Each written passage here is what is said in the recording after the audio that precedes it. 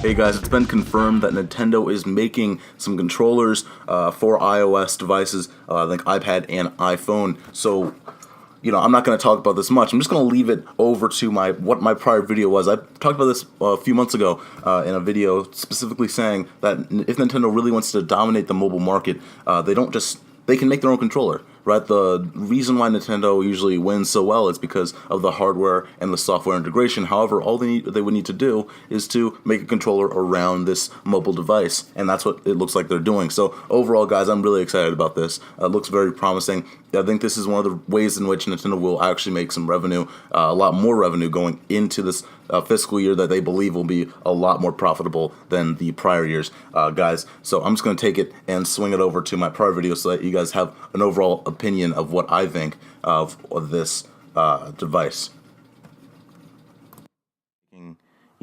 Some people say, oh, well, Nintendo can't just, they want to control their own hardware, but they're releasing software on this smartphone. But all Nintendo would need to do at that point is to make a controller design where you sit your smartphone into that controller. I'm trying to think of this company. You look at the success of Moga, right? Moga, or not success, but this design.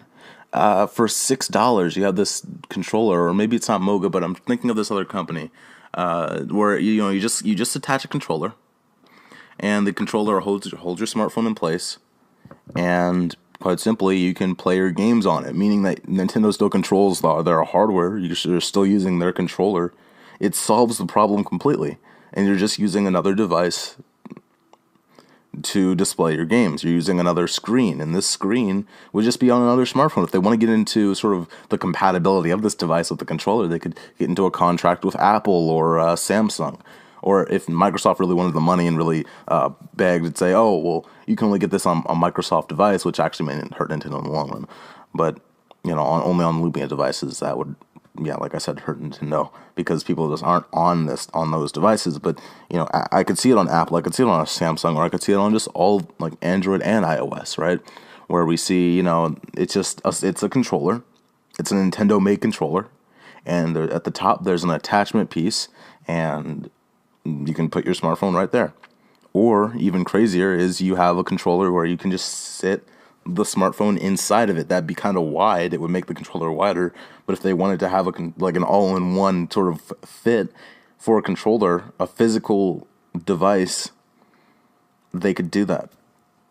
So it wouldn't be surprising, it wouldn't be radical. It would just be something that would work and would keep them in the portable market, would keep them involved in making their hardware, and it would still drive their software, because if they wanted to, they could say, this game will only work on this controller, and so you have to buy the controller if you want to play this game.